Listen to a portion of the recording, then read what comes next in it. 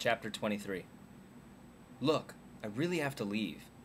I lay naked next to her for an hour as my sweat turned cold and listened to her midday drunken rants about how no one will ever love her and how everyone leaves. As soon as she mentions the latter, I knew this wasn't going to be easy.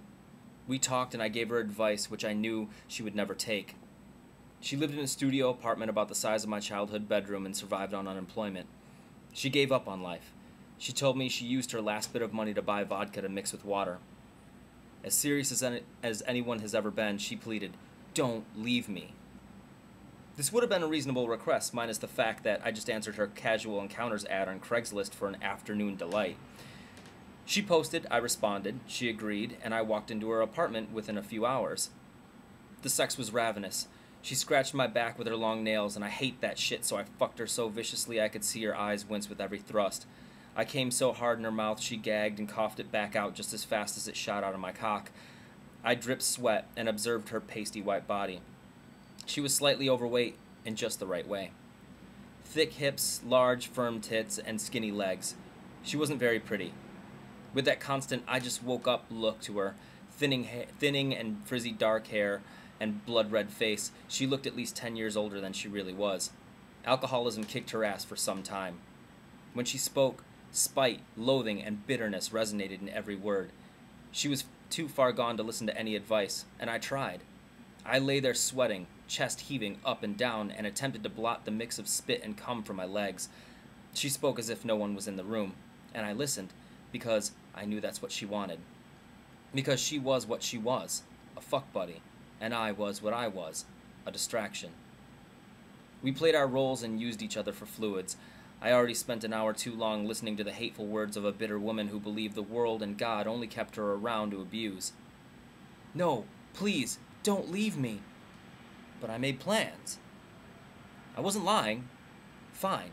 Fuck you. She turned her back to me. Leave, just like everyone else does. Don't be mad. I mean, you can call me if... No, get the fuck out. Whoa, slow down. You don't need to get all shitty. Look, get the fuck out. Leave just like everyone else.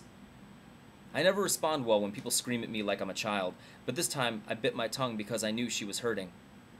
While it didn't excuse her behavior, it did make me feel sorry that she had no one. For a moment, maybe I could play the role of punching bag if it made her feel better.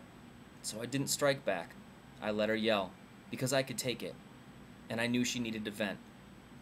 I centered on her homicidal face, and despite all of the skills I learned throughout the years, I knew there was nothing I could do to help patch her broken head. There wasn't anything a no-name fuck buddy could do in 60 minutes to mend her years of abuse and addiction, so I clutched my jacket and slowly made my exit. She screamed and threw empty beer cans at the wall until I reached the door. I didn't turn around.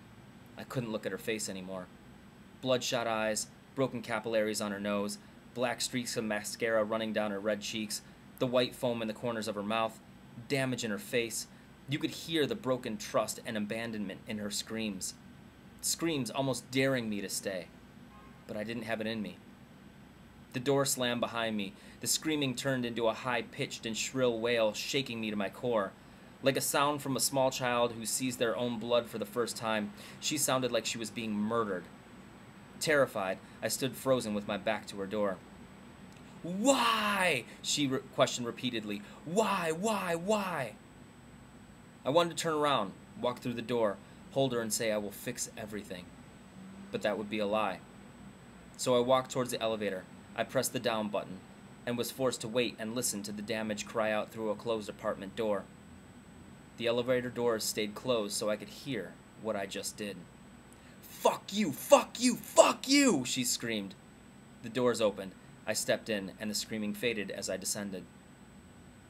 2 months later, I browsed through the prostitute ads on Craigslist, and I saw her face. She was offering a full service for 180 roses and an uncovered blowjob for 120. I never saw her again.